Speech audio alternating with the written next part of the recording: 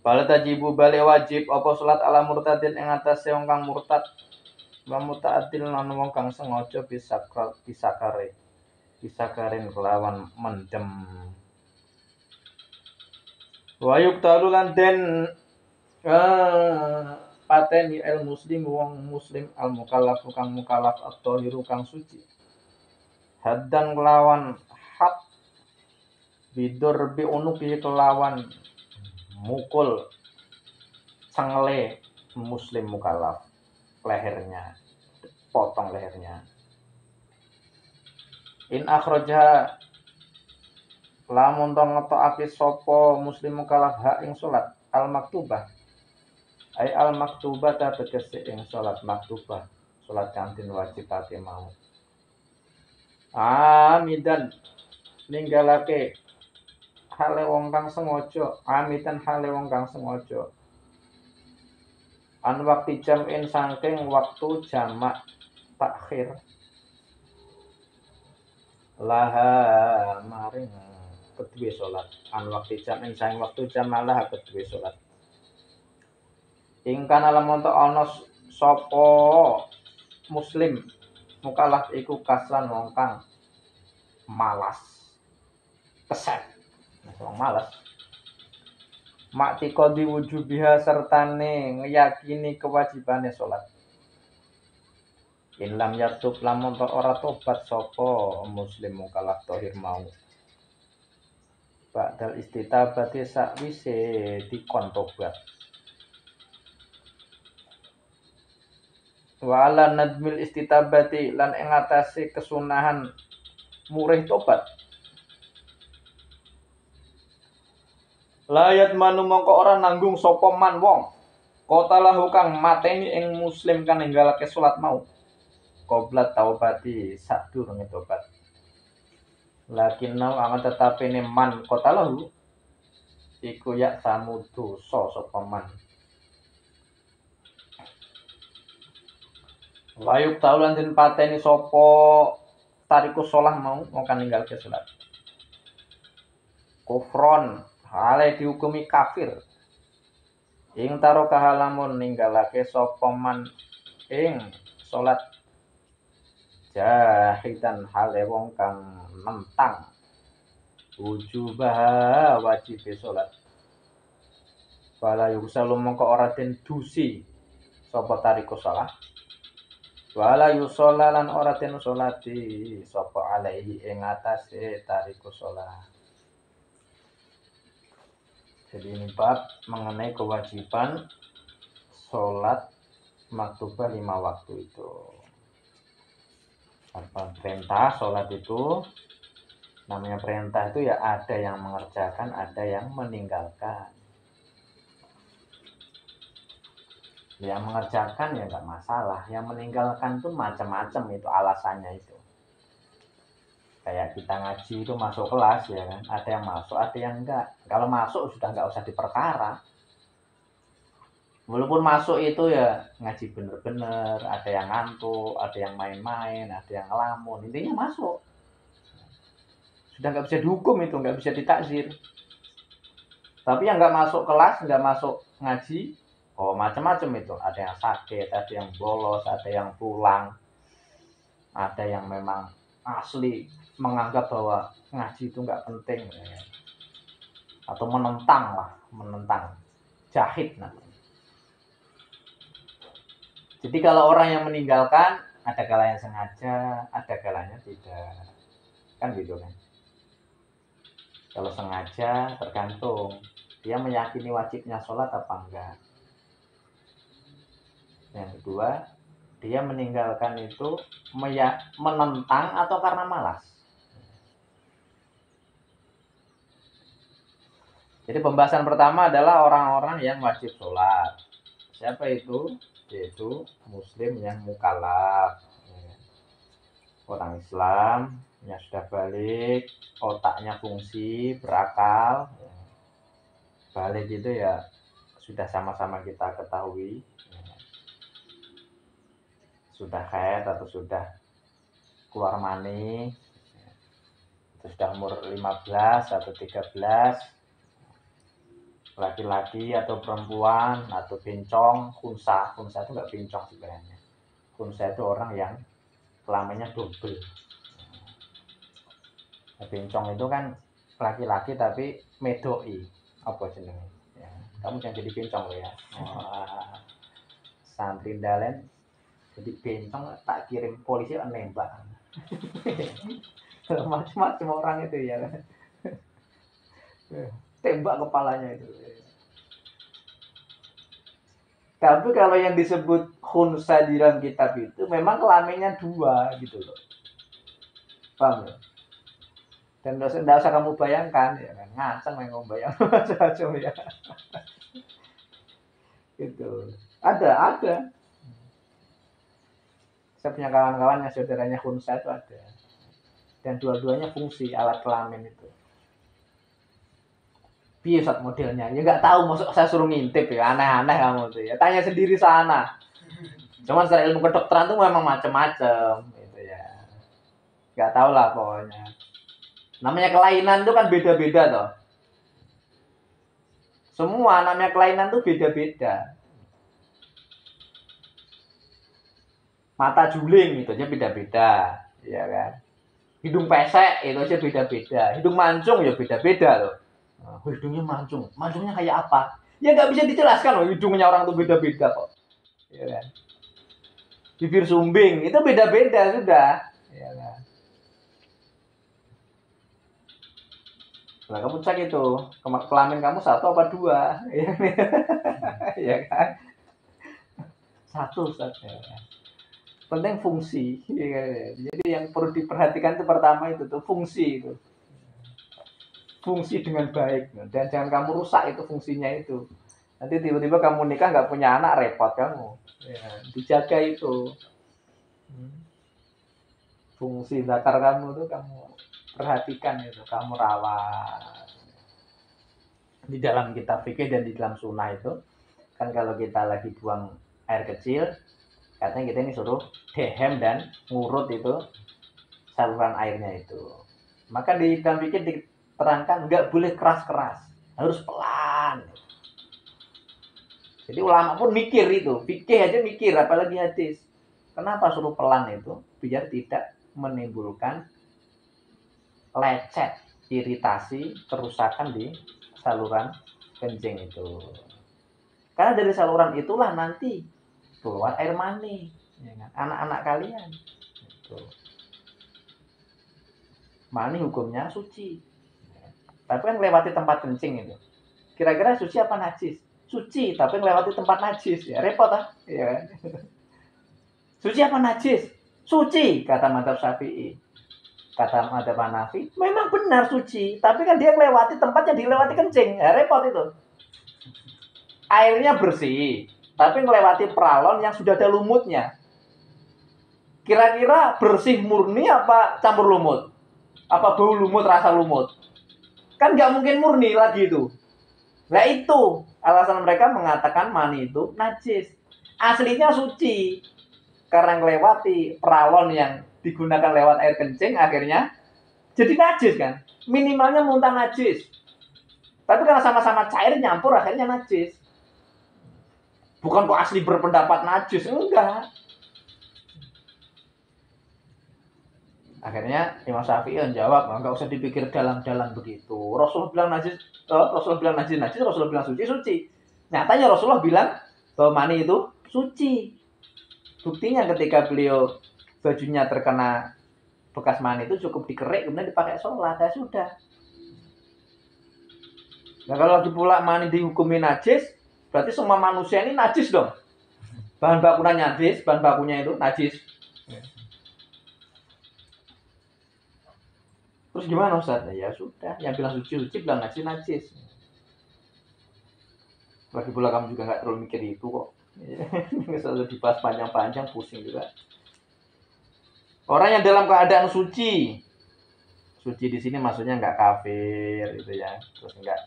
Jadi suci secara dohir dan batin. Orang kafir nggak wajib sholat, memang tidak ditujukan kepada mereka.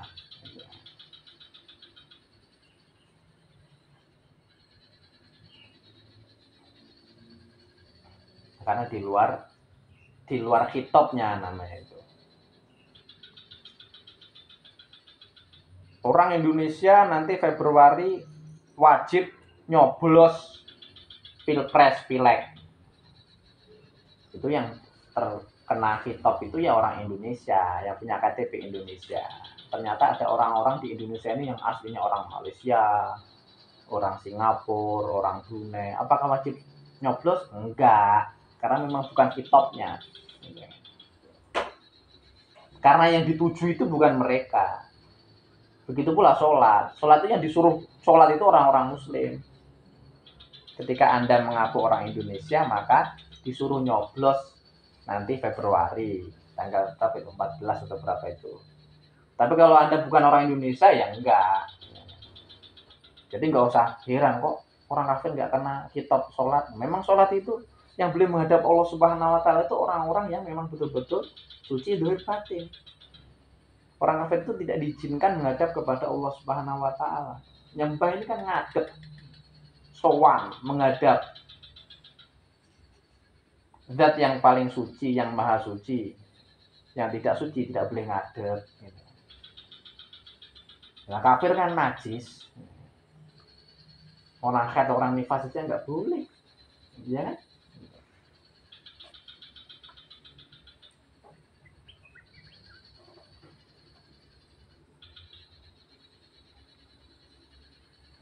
Begitu pula orang-orang mabuk yang tidak sengaja, orang pingsan nggak wajib sholat, tapi begitu bangun ya waktunya masih ada sholat dia.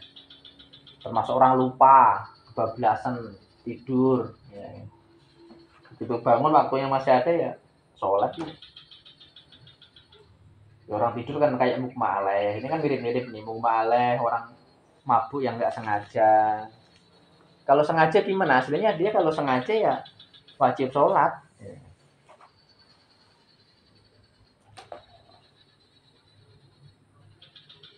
Dosa dia nggak sholat karena mabuk itu. Ya ditunggu, nggak mabuknya ditunggu sampai waras.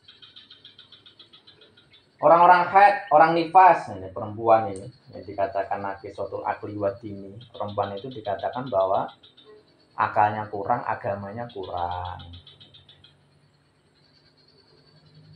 Agamanya kurang. Kenapa? Kalau haid, nifas, gitu kan? Itu tidak wajib sholat, tidak ngondok pula. Tapi kalau puasa tidak wajib puasa, tapi ngondok puasa, gitu ya. Nggak boleh nyentuh mushaf, nggak boleh tawaf, ya kan? Nggak boleh sholat, nggak boleh puasa,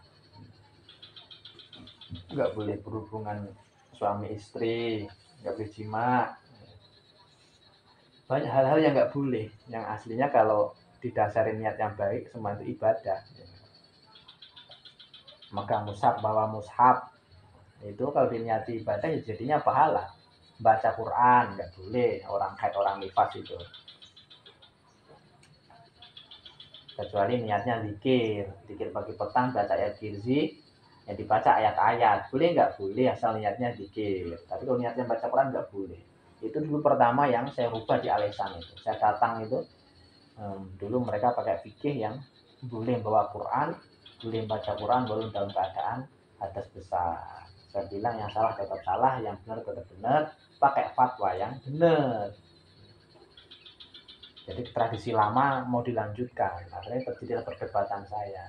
Nah, saya tanya di Yaman boleh nggak boleh, ya itu pakai yang nggak boleh itu. Kita lebih hati-hati. Tapi kalau membawa kitab tafsir, selama tulisan tafsirnya lebih banyak daripada Al-Qur'annya, maka hukumnya boleh. Tafsir Jalalain itu para ulama ngitung huruf-huruf yang selain Al-Qur'an itu lebih banyak dibandingkan huruf Al-Qur'annya. Maka boleh, bawa itu boleh. Kamu dalam keadaan mimpi basah, junub bangun, kok kitabnya perlu dibawa pulang, bawa aja. Kalau tafsir-tafsir itu.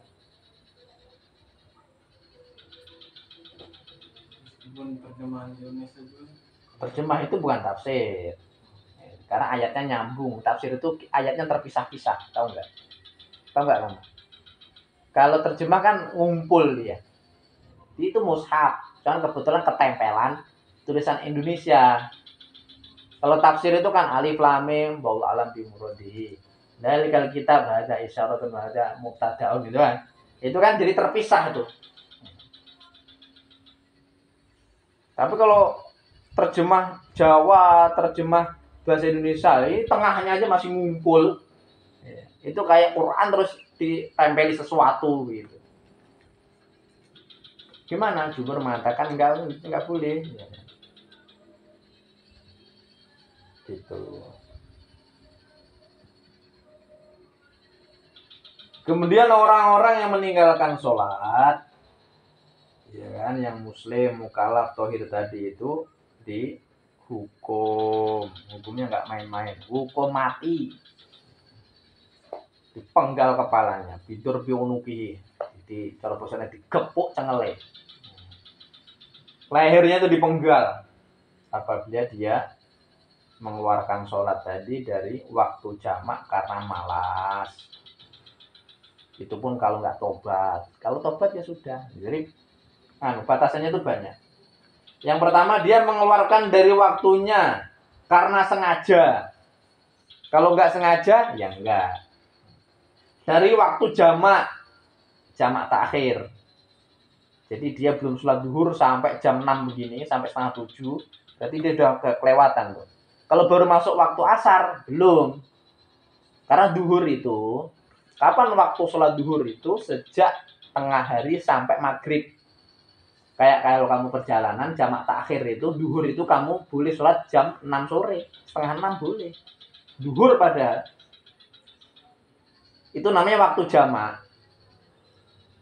Jadi secara majazi, waktu jamak, kapan waktu sholat duhur? Sampai tergelincirnya matahari, sampai terbenamnya matahari. Kapan waktu sholat asar? Sama dengan sholat duhur. Kalau kamu jamak takdim, kamu boleh sholat asar jam 1 siang. Itu namanya waktu jamak. Kalau secara hakiki, kapan waktu duhur? Dari tergelincirnya matahari sampai bayang-bayang lebih panjang daripada pokoknya. Kapan waktu asar? Bayang-bayang melebihi pokoknya, kemudian sampai tenggelamnya matahari. Nah, itu. Tapi kalau waktu jamak, waktu majazi namanya. Kapan waktu sholat duhur? Tergelincirnya matahari sampai tenggelamnya matahari. Asar sama. Sekarang katanya, kapan waktu sholat maghrib? Ayo, Daus jawab.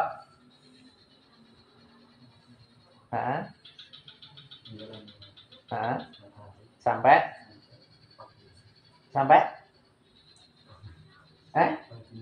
waktu isya. Terus Padi, kapan waktu sholat maghrib?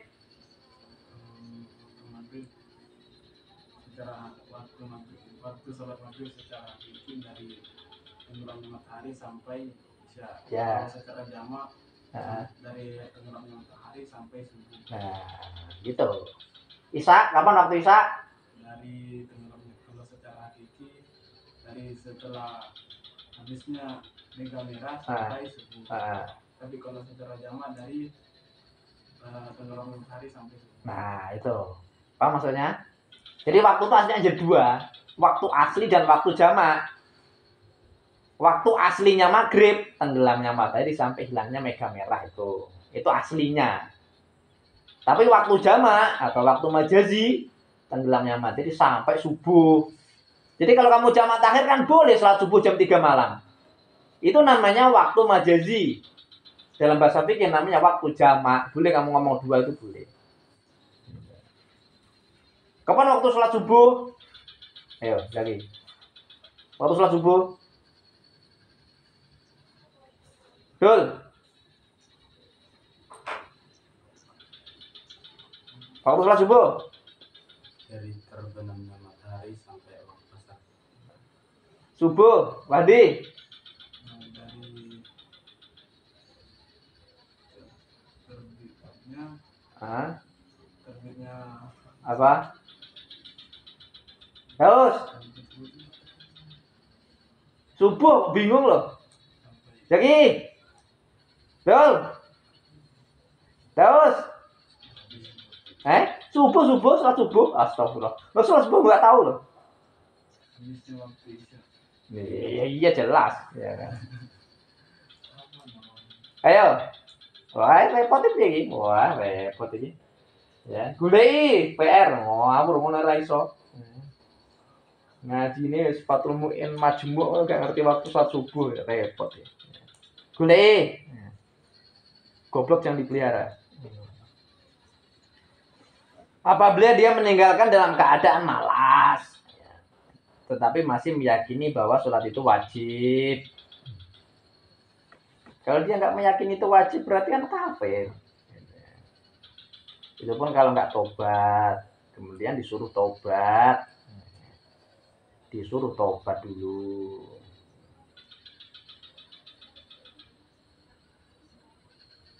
Ini kalau negaranya khilafah Islamiyahnya tegak berdiri. Kalau nggak seperti Indonesia, orang meninggalkan sholat mau kamu bunuh ya, mati semua orang. Ya. Umat Islamnya habis. Wah ini nggak sholat, bunuh, mati. Nggak sholat, matikan, bunuh. Ya. Keluarga kamu mati semua. Santri-santri jalan mati semua. Subuhnya jam 7, jam 8 ya kan. Tinggalkan sholat ya, wah nggak tahu bunuh, ngawur ya. Ini otomatis hubungannya dengan daulah Islamiyah. Kalau pemimpinannya Islam ya baru pembahasan syariat secara menyeluruh. Kalau enggak ya enggak loh, ngawur ya kan. Orang nyuri potong tangan ya. Itu kalau daulah Islamiyah. Kita ini kan daulah Pancasilaiah. Ya. Jadi enggak kan, kalau bahasa modernnya daulah jumhuriyah, negara demokrasi. Demokrasi itu bahasa Arabnya jumhuriyah. Jumhur. Gitu, ya kan? Wa yuqtalu kufron intarokaha jahidan wujubah. Orang yang meninggalkan dan dia mengingkari kewajiban sholat, maka dia dihukumi kafir, dibunuh. Sudah meninggalkan, ngingkari wajibnya sholat, kafir dia, dibunuh. Aslinya muslim dia, terus ingkar, terus nggak sholat, dibunuh. Tapi kalau ngingkari wajibnya, maksudnya ketika dia ditanya, kamu sudah menganggap sholat itu nggak wajib ya? Dia jawab iya, itu udah bunuh dalam keadaan kafir. Artinya kafir, tidak disolati dan tidak dimandikan jenazahnya itu. Tapi lo ninggalkan cuman males, dia masih meyakini sholat itu wajib, ya enggak. Tetap disolati, tetap dimandikan. Gitu. Ada petugasnya kan, petugasnya nyuruh tobat, ayo tobat, ayo, jangan tobat. Disuruh tobat, nggak tobat, ya, bunuh. Ayo tobat. Ya. Kita kan pendapatnya ada yang nyuruh tobat, ada yang enggak. Gitu. Ternyata tiba-tiba meninggalkan, tanya kok nggak sholat, malas. Kenapa malas? Salah, sholat, bunuh. Padahal belum suruh tobat. Gimana? Yang tiba-tiba bunuh padahal dia belum nyuruh tobat, ya nggak apa-apa. Walayat manu man qatalau qabla taubah. Lagi nau yatam, tapi dosa bunuh orang. Ini mungkin dulu seru itu ya. Kalau nggak ada hukum begini kan nggak seru itu ya biasa-biasa semuanya. Mungkin dulu tuh begitu, seru gitu. Nggak sholat kamu ya, bunuh. Jadi kalau di Indonesia itu ada orang saling mengorbankan kawannya, tetangganya karena dulu dituduh PKI itu. Benci sama orang, kita ngomong sama polisi, itu PKI itu, langsung dibunuh. Mungkin kalau zaman dulu nuduh orang nggak sholat, ya. Pak polisi, itu tetangga saya itu udah nggak sholat 3 hari dia, bunuh. Kan karena bencinya itu loh, paham ya? Orang zaman tahun 65, tahun 66 itu, ya, kalau benci sama orang itu banyak jadi korban itu. Langsung dilaporkan, Pak itu PKI itu, wah langsung dibunuh. Gitu. Waktu seperti kasus dukun santet Banyuwangi itu. Ya.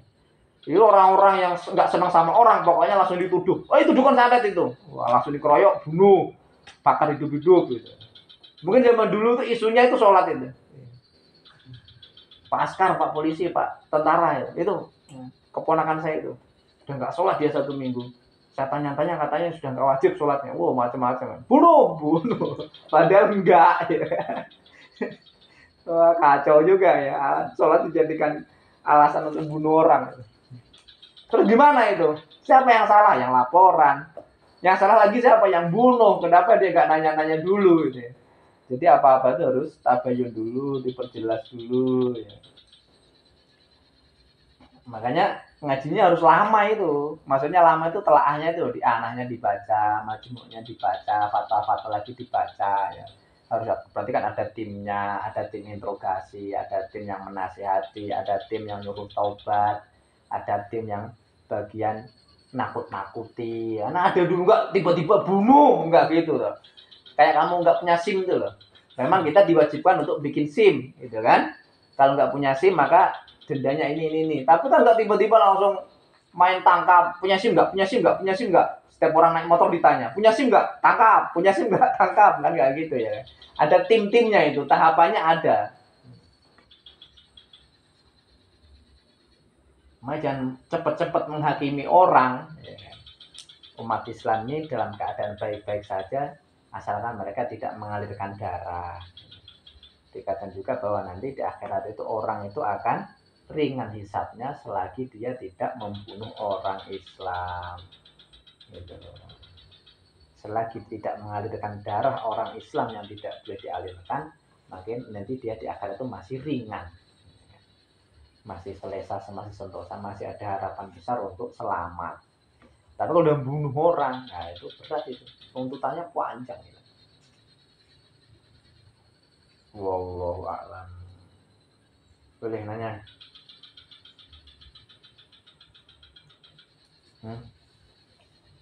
Tanya. Itu Ustaz, membunuh itu meskipun tidak sengaja, gimana? Ada perinciannya. Ya, ada sengaja, nggak sengaja ya langsung kisos. Nggak sengaja nanti biar denda apa itu onta 100 lah apa tiap pergelangan badan 10 apa itu ya kan, ada menghilangkan jari, ada menghilangkan tangan, 10 ekor onta itu di yaqtul mu'mina muta'ammidan fajazau jahannam khalidan fiha apa itu ya kan. Dia sudah ada perincian itu bunuh-membunuh itu. Terus dasarnya kembalinya kepada syariat tadi, pemerintahannya apa dulu gitu loh. Kalau memang pemerintahnya Islam ya kan banyak yang menerapkan macam Saudi, Brunei, bahkan Aceh ya. Potong tangan laku, rajam dilaku. Itu yang mentakzir orang pacaran, orang zina berlaku. Dulu katanya siap menegakkan syariat Islam. Begitu syariatnya ditegakkan malah pada takut. Pacaran aja dipukuli 80. Lama-lama kan nggak ada yang mau tinggal di situ. Wah, nggak bisa pacaran di sini. Keluar kota dulu. Kan gitu ya. Diakal-akali sama mereka gitu kan. Intinya membunuh itu nggak mudah. Termasuk hukuman yang bunuh kan itu zina itu ya. Nah, dosa itu dikatakan paling besar itu kalau udah hubungannya dengan nyawa itu. Gitu. Kafir bunuh. Meninggalkan sholat kafir tadi bunuh. Zina bunuh. Bunuh orang bunuh. Artinya itu dosa besar sekali. Kalau udah nyangkut dengan nyawa. Kemudian ada dosa yang dipukul di itu. Dipukul 80 kali apa ya. Berarti di bawahnya itu kan nggak menghilangkan nyawa. Ada dosa yang potong tangan, berarti kan lebih di bawahnya itu, nggak seperti bunuh. Kalau udah bunuh, berarti itu dosa besar. Besar betul itu.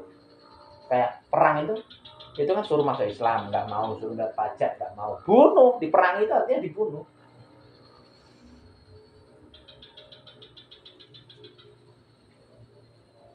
Macam-macam ya, tebusannya apa.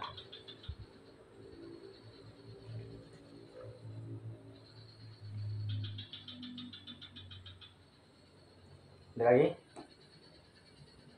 Salah sholat gimana? Salah sholat gimana?